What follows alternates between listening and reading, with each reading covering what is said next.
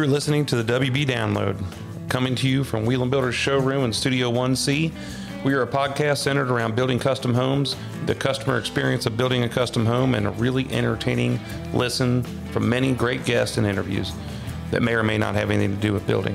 I'm excited to share with you their voice and their stories that will enhance your idea of the custom builder world.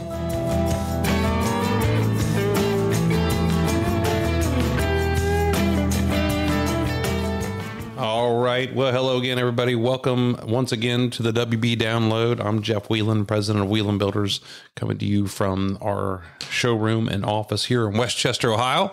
Today is Tuesday, June 25th. And we are in the midst of summer here, man. We talk about the weather. It has been dry and hot, and I'm talking about super hot, super humid, and it's been miserable. And it's been one of the toughest weeks we've had in a long time for this kind of weather. Everything dried out immediately.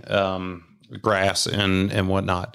Of course, when we go to do this, we are hosting my dad's 80th birthday party at our farm, and it's all outside because we had it down in the barnyard and the shops, which area, which is a really nice area, but it's all outside. So you put old people and heat together, it doesn't work out very well. So, but I'm recording this today, so we haven't had the party yet, but I'm sure it's going to be great.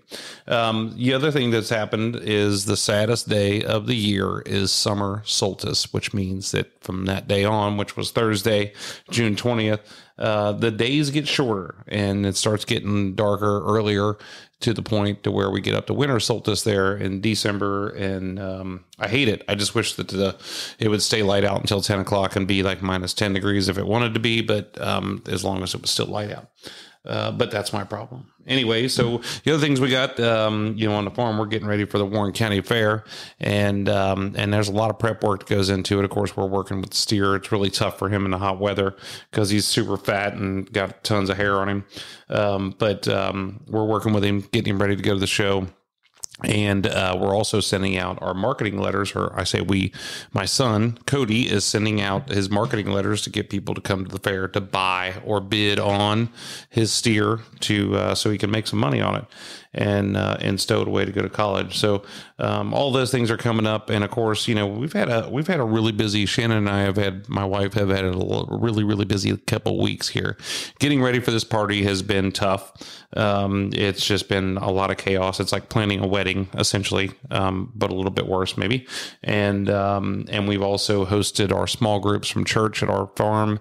And because now it's all cleaned up and it's always clean. It's always beautiful. But it's at a certain point where we're like, hey, let's start having people over. And we've just been planning things. The kids are in so many different things in the summer, than more so than they are when they're in school. So Cody's got baseball. He's got football in the morning. We're in the All-Star game because he got selected to go to the All-Star game for his league. And he's playing an AAU basketball league. And Raina has gotten, like I think I told you the last time, she's been in cheer. She's been in baking lessons and cooking lessons. She's been in tennis lessons, which she's really enjoying, and running all over the place. And then plus, we still have to make a living. So it's and planning these parties and whatnot. So this is like the 15th party that I've been involved in planning on the last couple of months and last year, besides my reunion and one of my best friend's surprise birthday parties.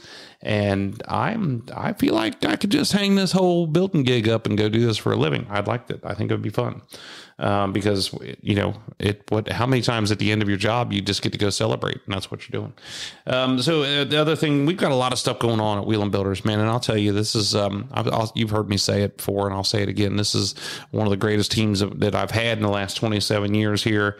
And I just think that it's so cool and such a sense of relief that to watch these people work and take so much pride and effort and putting into their jobs, and they're just so cool. So I'm grateful for everybody here, and they're killing it, and we're doing good. So we got a contract on. I told you guys about our house that we bought down. There was a fire rehab. A small fire had caught fire into this house.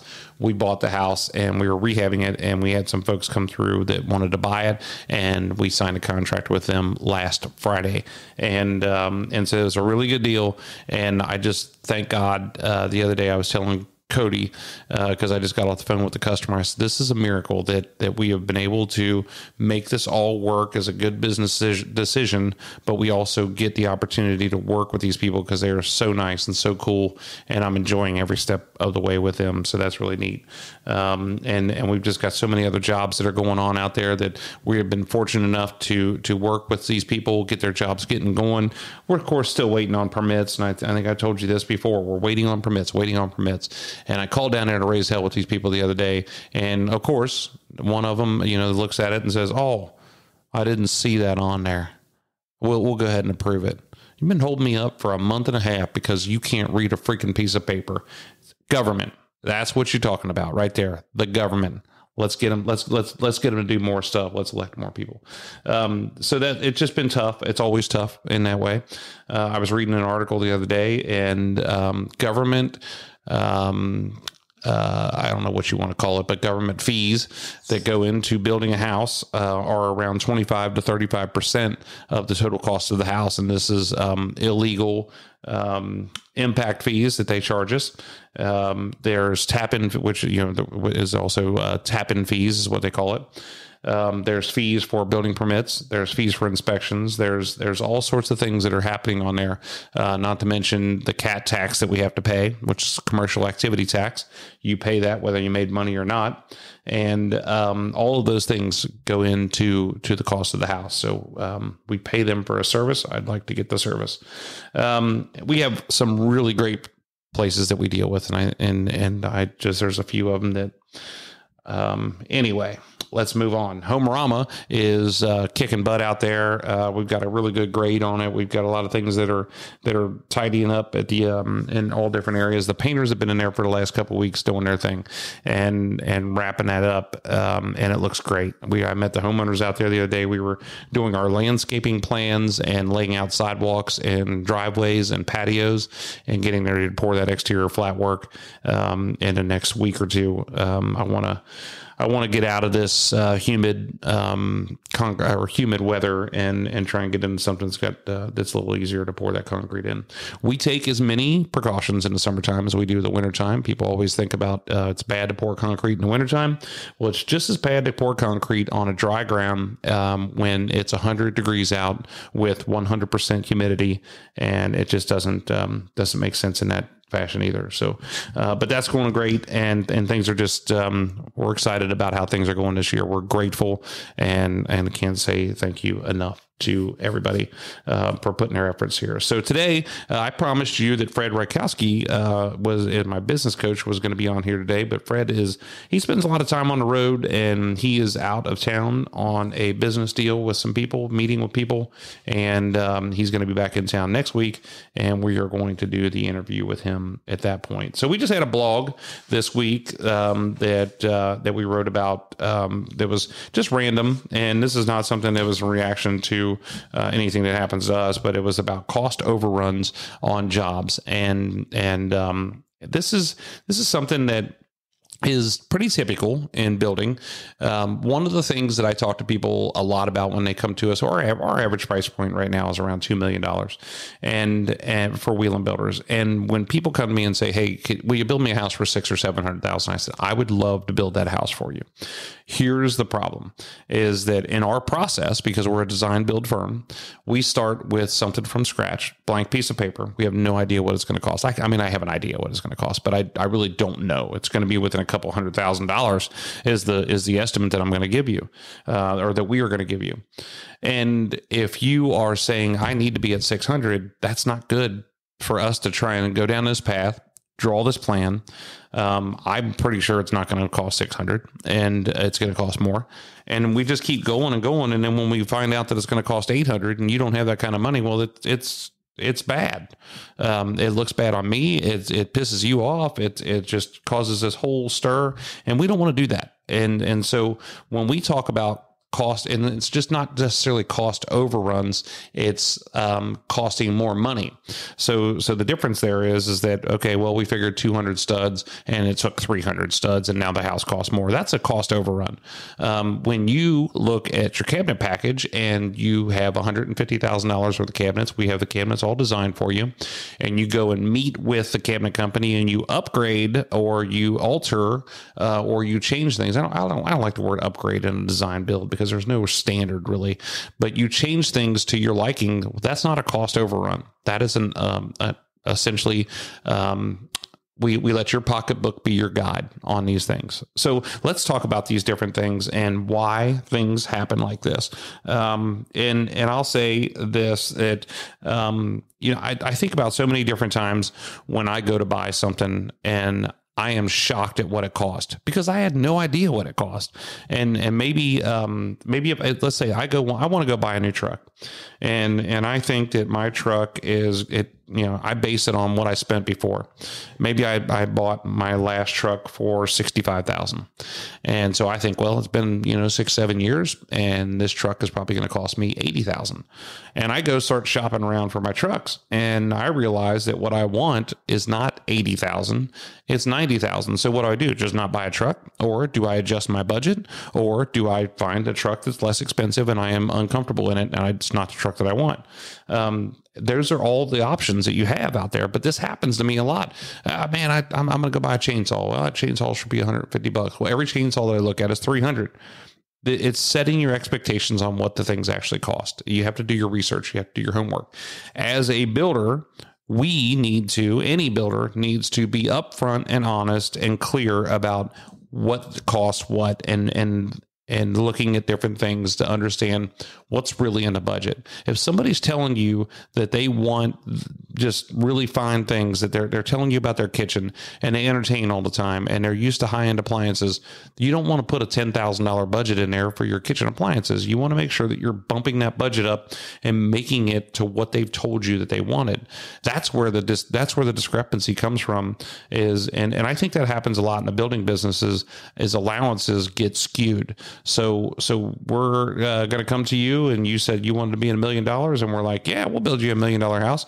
And we gave you nothing for allowances. So you go to pick a cabinet out and it's like a cabinet that you would find in a production house. You go to get appliances and you find out, well, it's only got maybe a kitchen package to it that is a very low grade kitchen package. These are all the ways that somebody's in it for the deposit or in it for the contract. That's where it takes us to sit down and look at these things. The other thing that we do is when we're giving you the proposal, we look at it and say, here's where our customers have the tendency to spend more money. And so we are saying, hey, look, here's your cabinet package. We base this. I've done all the educated guesstimates I can do on this job. And I've calculated cabinetry. I've looked at what our customers have spent. We've looked at changes they've made. We looked at things that you want. We look at the things that you have. You have, this huge bar in a basement. You have 15 bathrooms. Our standard cost that we've done over the last several months has been 7% of your house.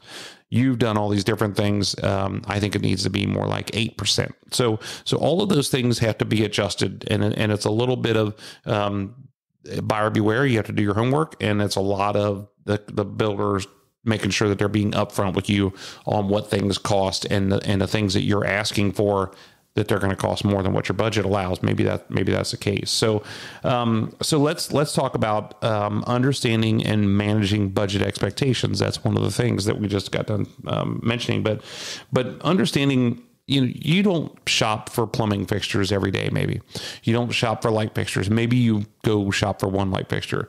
I know there's been a handful of times where people have walked into our flooring company and they have multiple locations.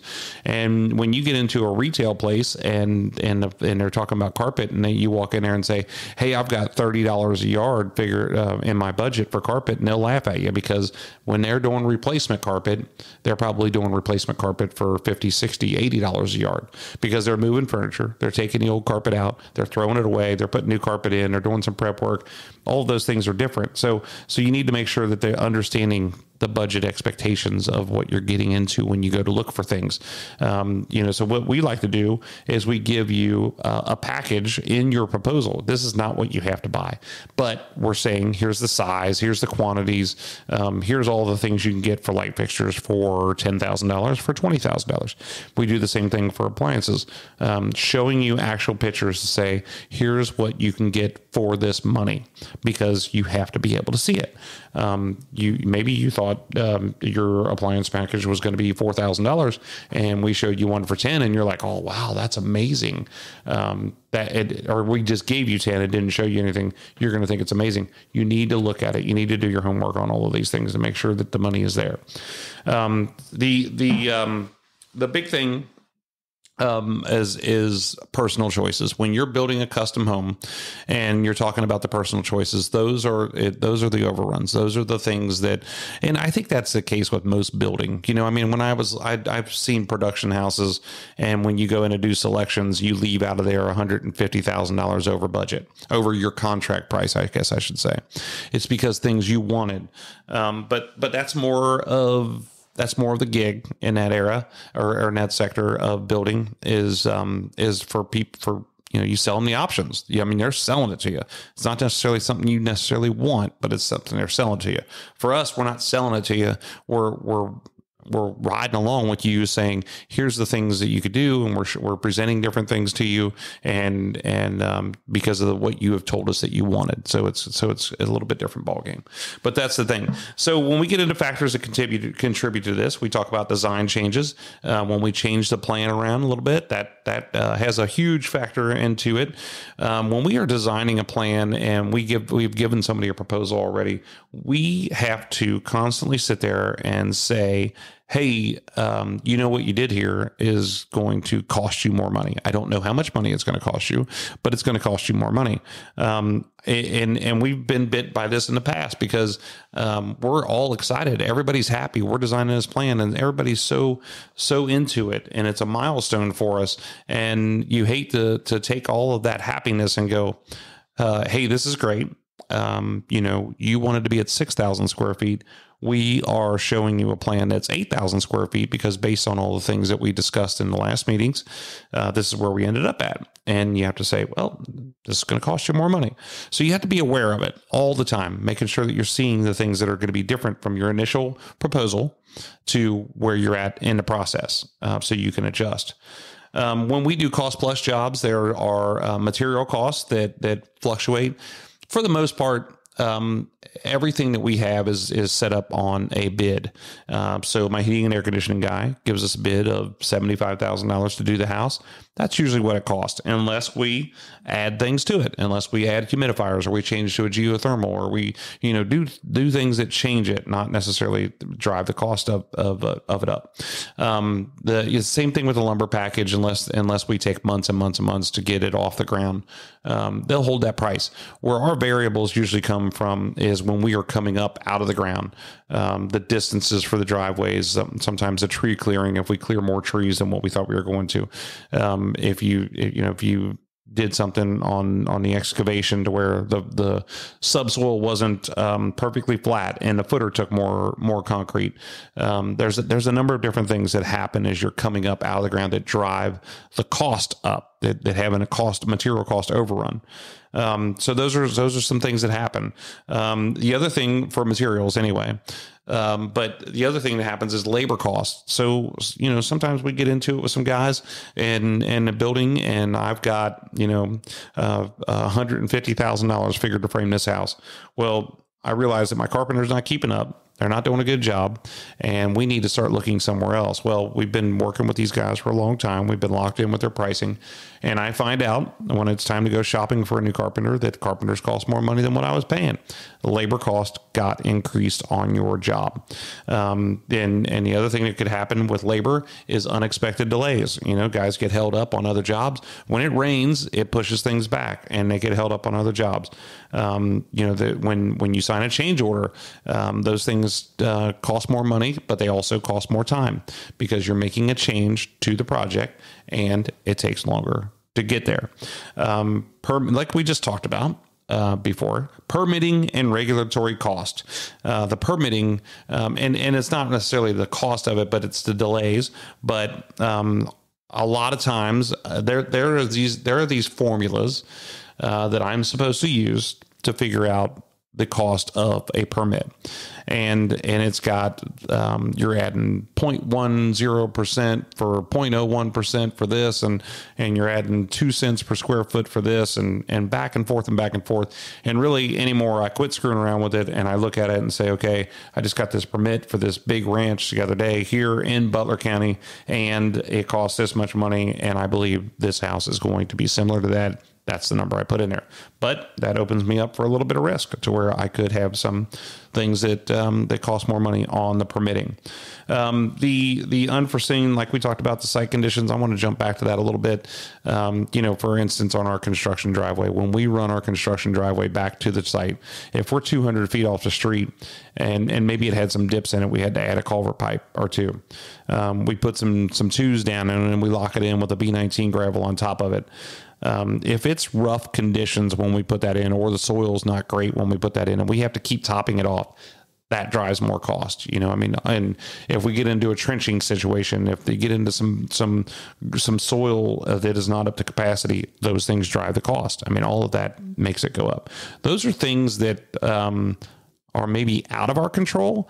But then when you start talking about selections and increasing the expense on selections, those things are in your control to be able to say, yeah, this is what we wanted. This is what we wanted.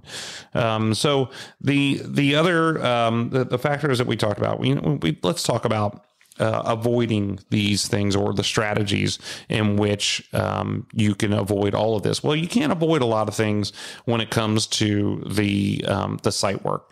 You can have soil tests done, and you can have somebody come out there and drill it, and they can tell you all these different things about the type of soil, but you're going to spend money on that. And how much money do you spend on that versus, just looking around and having the experience to do it? That's one strategy you could do for that. You could have a tree guy come out and say, yes, this is going to cost you $20,000 to clear this, as long as you don't add any more trees. You can have that strategy. Budgeting, bidding, planning, making sure we're holding these guys to their numbers. I had a guy, it sounds crazy. It's a $4 million house, and I had a guy submit a bid for $9,700 to put some ground rods on a house the other day. And he sent me his bill for $9,800. And of course, I sent him a message back and I said, hey, was there something that had changed when you were putting things out there or something like that? Your bid was for $9,700. He said, oh, I must have messed that up. Yeah, you can just leave it at $9,700. It's $100. Not a big deal. Do that 30 times in a day. And that's literally what happens to me 30, 40, 50 times a week, making sure that everything is the where it should be, working hard, constantly keeping those numbers. That's a good strategy to make sure that I'm paying attention. I cannot ever just take a bill into this office and just pay it without looking at it, without comparing it to my cost sheet, without comparing it to the bid, without talking to Robin here in our office and saying, hey, did they upgrade something? Did they change something? What was the cost on these different things? And just kind of chiseling down to make sure that the numbers are what they're supposed to be. Not that anybody does anything crooked. It's just like the guy said, hey, I thought it was one thing and you're right, it's another. You have to document things a lot to make sure that you understand the numbers and where they're at. And the other thing, clear communication on all of these things would be helpful. And like I talked about what we do, and I got into this habit because we had a salesperson that worked here a long time ago. This is all in past tense, thank God. And they would say, hey, everything you need to build this, everything you ever wanted is in this contract. You don't have to add another thing. Well, then Robin would start going through selections with them, and they would say, well, we want this. And we'd say, well, that's out of your budget. That's going to cost more money.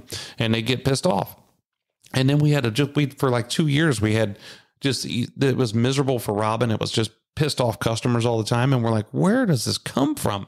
What is happening? Well, we sat in a sales appointment with them one time, or sat in another meeting with them one time, and realized what was being told to them. And that's not the truth. So now we changed our methods and went back and said, hey, listen, you're going to spend more money. Our average customer last year spent, I don't know what the number is, $45,000 more than after their contract price. You have to be prepared for that. Maybe it's 100. I don't know, whatever the number is, making sure that we tell them that. And then also pointing out throughout the process, here's an opportunity for you to spend more money. Here's an opportunity for you to spend more money. Here's things you want. And some people come to me and say, I know I'm going to put more money into that. Don't worry about it. So that's clear communication on it. And like I said, also when I am in the design phase with these customers, we all need to be able to look at this thing and say, look at the plan. I say, call this thing, look at the plan and say, hey, we are over on our square footage. We added a couple things here. We added a couple things here. I want to make sure you're aware of this. And 9 times out of 10, what we do is we continue to move forward with the plan we have in front of us, and we just see where it comes in at. And if we have to start making cuts, we have those list of things that we did to increase the cost of the house, and we can make those cuts later on with the customer. You can also do a contingency number in there, and banks kind of don't like this. They don't like to have a fluff in there. I think customers probably don't want the builder to have fluff in there, because then they're like, oh, well, yeah, I got this little savings, this little nest egg over here I can bounce back on. But it's probably good to look at it and say, I need a contingency money on here. I'm going to do, 1.5% of the total build price or something of that line. I'm going to do $50,000 in this house. And this is in case I want to add anything in there. I have this extra number in there. One of the things too that we have to pay attention to in this is most of the time you guys customers are dealing with a construction loan. And once the construction loan is finalized, you cannot add more money to the construction loan, as opposed to when you are building with more of a production builder or somebody who is buying the land and you're buying the house from them, so to speak, at the end of the project. So that builder has carried the financing on that project. They bought the land. They own the land. They basically own everything up till the end, and then you go and buy it from them at the closing. Then you can add money to the bank loan. I mean, you're just getting reapproved and not a big deal. On that construction loan, it's tough. So when you make changes, you're paying cash for them all the time. And at least it is here at Wheeling Builders. You're paying cash for those changes. So you want to make, if you have that contingency in there, you can kind of bounce back on that and utilize that with the bank. You have to be communicating with your bank to make sure it's okay. Most of the time, the bank for us would say, hey, I don't care what you put in there. It has to appraise. As long as it appraises, we can cover that. And then just doing regular reviews and updates throughout the process. That's really, really important. Keeping up, on a weekly basis, we update our customers on the schedule, and not necessarily daily schedule, but in what phase we are in and what's been completed. On a monthly basis, we give them a financial statement that says, here's where you are. Here is your contract price. Here are your selections, cost, if there was any. Here are your change orders. And then down here, here's your deposits. Here's what you paid us so far. And here's all the draws that we've made so far. And here is what is left over that you still owe. That tells you a couple things. One is that we're paying attention. 2, it allows you to pay attention. 3, it allows you to understand how much money we've borrowed so far from the bank that you're paying interest on. And it's just good to be transparent and clear and upfront with those things. And we are having good communication about this. I know that there are a few guys who use a computer system to communicate a lot with their customers. They put all those things in the computer system, and it's up to you as the customer to go and check in on that. They're not sending it to you, and they're not updating it with you, and they're not communicating with you. It's there for you to look at. And they say, well, I don't want to say the name of the computer. Well, it's in that system. And then, you're like, well, that's great, but nobody talked to us about it. The key to all of this stuff is making sure you're communicating. The builder's communicating to you, and you are communicating with your builder. And it's so important. All of that is so important. So that's just a little, I'm going to keep it short today, but that's just a little bit about talking about overruns.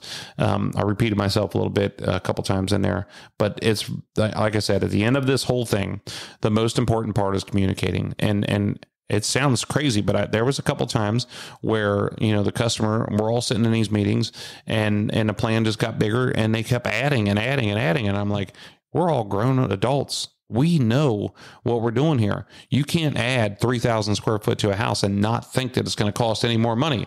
But I need to sit there and say, hey, just so you know, we added 3,000 square foot to that house. it's going to cost you more money. And I don't know, but if I had to guess, maybe it's this much, maybe it's this much. Throw out some numbers. We need to have the conversation about it, because I don't want to get to the end and people are going, well, you never told us about that.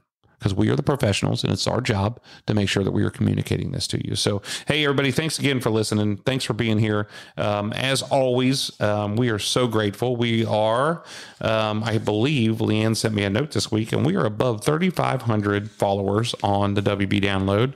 Now, that's not, Kelsey numbers, I mean, where they're in the millions, but I'm pretty proud of it. And I feel like the podcast, as we've gotten busy with so many other things, the podcast taking a back seat this year so far a little bit, but we're going to turn it up. We got some good guests. We've had some really great guests here this year. And I think that we're going to continue to rock on and follow up with a couple other people that we've had on here and enjoying it. So I hope everybody's enjoying your summer. I hope everybody's staying hydrated and not complaining about the weather too much. I love the hot weather. Cold doesn't bother me too much because I can always put more clothes on, but I love being out here when it's sunshine and when it stays light later. There you go. Somebody in the government wants to work on something. I know there's a dude that's out there all the time pushing for this time change not to happen. Let's make that happen. Let's just make the days longer. Thanks again, everybody. Thanks for listening. And if you want to, don't forget that we drop our episodes on the second and fourth Tuesdays of the month, every month consistently. And if you want to be a part of the conversation, you want to email me, reach out to me at WBDownload WBdownload at wheelandbuilders.com. And yeah. So WB Wheeland Builders download at wheelandbuilders.com. And if you want to see more behind the scenes of what happens here at Wheeland Builders and check out some of the coolest things we've got, go to wheelandbuilders.com. That's WIELAND builders.com. And don't forget to save Homerama in your calendars there at the end of August, coming into the first week of September. It's going to be an awesome show. We've worked really hard. You guys have listened to the updates all along. Listen to this house drag along, listen to the things that have gone good, things that have gone bad. And so come out and see it first person. It'll be really cool. Thanks again, everybody, for listening. And hey, we'll see you next time here on the WB Download. I'm Jeff Whelan.